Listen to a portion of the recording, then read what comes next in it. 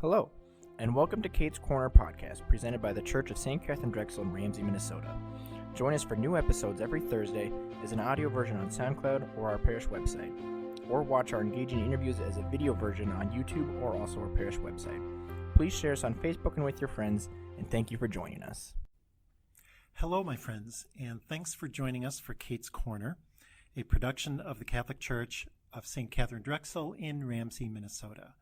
My name is Todd Flowerday, and I serve my parish as an occasional podcast host. Today I'm joined behind the camera by my illustrious friend and colleague Troy Bauer, and by two lovely ladies here. And I will let them introduce themselves to you in a moment, but I'm going to say that our topic today is adoption, and everybody here at the table has adoption experience. Jenny has adopted 2 daughters. I have adopted a daughter, and Brittany in the middle here has adopted 2 parents. So for the rest of the podcast, I'm going to shush, and I'm going to turn it over to Brittany and Jenny, and they can say a little bit about themselves, and they're going to banter back and forth with some questions. So here we go. You want me to go? I'll go first. All right. Well, Brittany, first, my name is Jenny Eldridge, and I have been a member of St. Catherine Drexel for 9-ish years, quite a while, and volunteer here as a teacher in some capacities. And what I do for my day job is mostly related to adoption services. And so I'm always up for talking about adoption. So I've seen you, Brittany, at church, but haven't gotten to know you. So I'm so happy to have this time with you. Well, I'm happy to meet you too. I'm Brittany, and I'm very excited about this. I heard about this a few months ago, and so, when I heard about it, I was like, yes, about time. Nice. Well, so as Todd mentioned, my husband and I adopted 2 children when they were just newborns. I gave one of our daughters her very first bottle, and so that was our really second introduction to adoption. My sister is also a birth mother. She placed a child for adoption in the late 70s. So I have grown up kind of surrounded by adoption in a pretty positive sense. And then have just grown in my understanding of the world's perception of adoption, kind of through the experience of my kids going to school and answering questions, right? So do you feel comfortable talking about kind of what your identity was as, like, maybe in elementary school? Did people know you were adopted, or did it come up in conversation? Was it part of who you were, or just like no big deal? I would say not many people knew about it. Probably my closest friends, obviously, because we were close. But aside from that, not many people. And so I was just kind of a normal kid. Treated mostly the same. No one had anything bad to say because they didn't know. So I was mostly happy. Nice. All right. Do you want to talk a little bit about how you came to be part of your family? Sure. I was adopted when I was 5 years old in the state of Iowa, and I don't remember a whole lot of it. I think I remember one court scene, being in family court. Okay.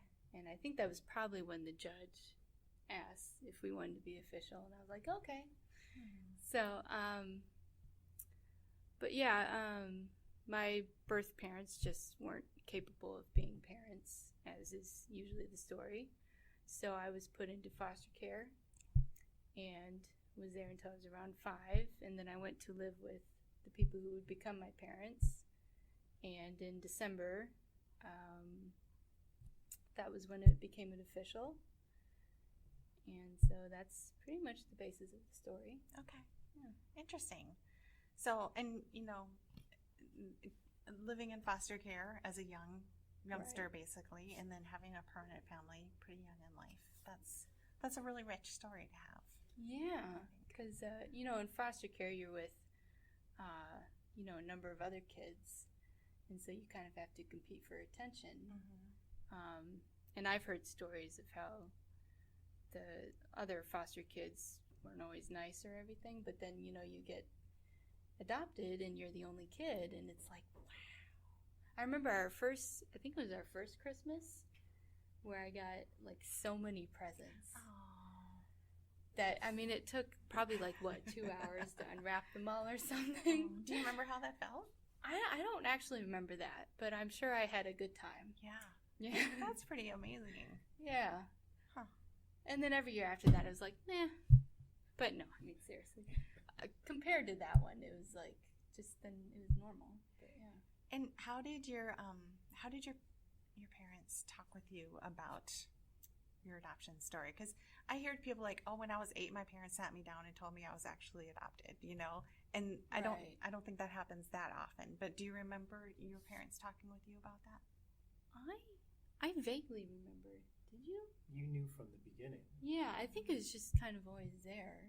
Because, I mean, you know, at 5 years old, you're old enough to know that something is going on. You may not quite grasp the whole idea of it, but you know you're moving from this family to this family, and at some point you eventually realize that it's permanent.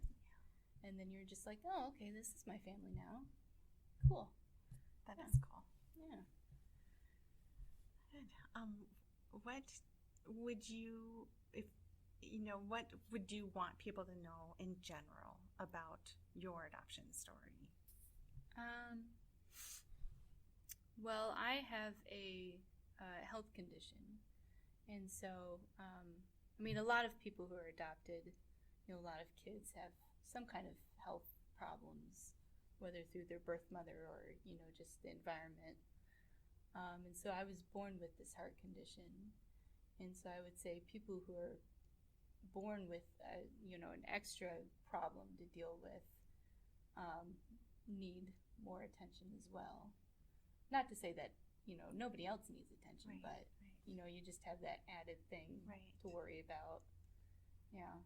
So I would say people who are born with heart defects or other health problems, they just, you know, need that little more backstory. Mm-hmm. Yeah.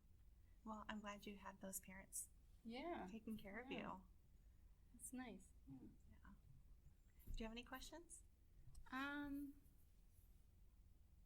I know we've touched on it a little bit, but I just was wondering, you know, what got you into the whole organization of helping birth mothers?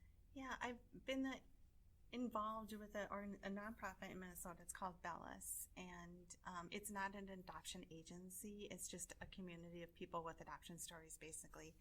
And it's been around since the 80s. And really between our two kids, so our kids are 20 and 17, and in between there, I just felt really called to be part of trying to make things a little more gentle for the adoption process. I knew what we went through trying to adopt, and it was 3 years of just pretty brutal stuff. And I thought, it seems like maybe this could be a little bit better. And then my sister, when she placed in the late 70s, you know, like I told you, she left the hospital empty-handed, and there was no like counseling or therapy or anything. And she had suffered a great loss, even though it was 100% her plan. She had a hole in her heart that she was grieving forever. And I, again, just thought, I would like to be part of making that a little bit better. And things have changed in adoption in the last couple decades. But what I love to do with our organization as the executive director is we started the country's first support group for women who have lost custody of their children after intervention with Child Protection Services. So the women have been through quite a bit, and then they go to that final court hearing where they lose custody of their children, and then they're left with no emotional support, no grief support. They're literally left alone in their trauma. And so since April, we've been doing support groups for women with that experience. We've worked with about 45 women so far, and their stories are heartbreaking, but the women themselves are they just have this light, like they have so much, they want to support each other, and they want to get into a better place. Empathy. And so it's a really beautiful thing to witness, and just listening to someone's story and offering them acceptance and loving them just for who they are, no matter what. It's like watching a flower bloom, and they leave the meetings just like a their shoulders back a little bit further and their chins up. And it's really beautiful. So all the things that got me started with this organization, that's really become my career now, it just keeps unfolding and getting better and better. So. Right. Another question I just thought of.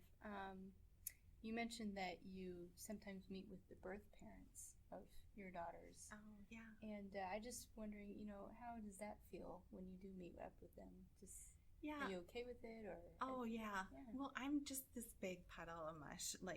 So I think that our daughter's birth mother, she's she wants to have boundaries, and, right. She really wants to, she's always been so, you guys are the parents, whatever. Oh. And I just love her so much. I just feel like spiritually they're all part of our family. Right. And so when we're together, we're still getting to know each other, I think just like any relationship, it just takes time together. But, gosh, we just love them so much. Yeah. They're great and they're funny. So good. Yeah. How do your daughters feel about being adopted, or does it matter to them? I mean, I'm assuming it doesn't matter much. Yeah, I don't think. I would say it's part of. They've never not known. We were reading them from day one, books about, oh, you're adopted, Right, yeah. And so it wasn't like sit down and tell them. But I think it's a part of their identity that they're pretty proud of. Yeah.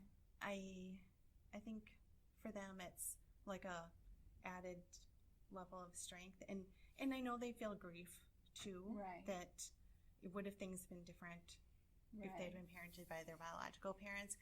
But we're pretty solid. We have a pretty fun dynamic, and I'm like you do with your parents, right? You are who you are, and I feel like the universe we were always meant to be a family. Right. So yeah. we're just cool with it. So yeah, it eventually just does become part of your identity, and most days I actually forget. I don't even think about it. It's just so ingrained in me, with having them and the expanded family and everything. Yeah. So I don't even think about it. And adopted or not, families can struggle. Mm-hmm. And I don't think what your kids came through or your parents came to you through adoption, there's no guarantee everything's going to be cool all the time, right? There's still going to be things to work through. Right. So when people say, well, adopted kids really have problems, okay, look around you. Right. Biologically, that can also happen. So don't be freaking out about that. So, yeah.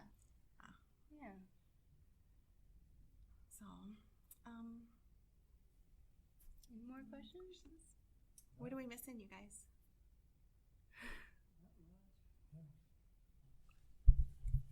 Well, we do know that, adopted or not, families still have to put up with dumb dad jokes either way. So there's always that. So if you're interested in more informative stuff on Jenny or her organization, it's Bellis, Bellis. And do a Google search. Y'all can do that out there. We're not going to give you the website. If you're out there listening and you're curious about adoption, talk to some of us. If you see us at church, if you're thinking about adopting, if you know people, being able to network and to talk to other people is really important to get the personal experiences for people who have both adopted parents and people who have adopted children. And you get the full picture, and then you know what's going on going into that experience. Having said all of that, we are so grateful that you have tuned into our podcast on adoption. If you have suggestions for other offerings like Bible, saints, the spiritual life, other aspects of modern life, you can contact my illustrious colleague Troy or myself. We do like suggestions, and we like including other people in our podcast effort. Meanwhile, I think I can speak for Brittany and Jenny, the parishioners and the staff of St. Catherine Drexel. We hope and pray that you find inspiration to encounter God every day. Blessings on you all.